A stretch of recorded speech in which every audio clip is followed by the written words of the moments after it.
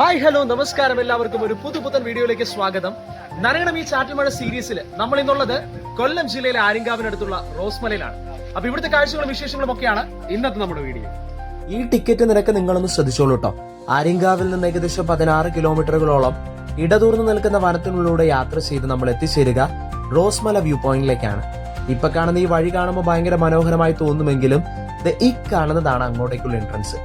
83 രൂപ ടിക്കറ്റ് നിരക്ക് വാങ്ങുമ്പോൾ ഈ റോഡൊക്കെ ഒന്ന് ശരിയാക്കി ഇട്ടൂടെ? ആരോട് പറയാനല്ലേ. സ്വന്തമായ ഒരു ഓഫ് റോഡ് വാഹനമുള്ള ആളാണ് നിങ്ങളെങ്കിൽ ഇങ്ങനെ യാത്ര എൻജോയ് ചെയ്യാം.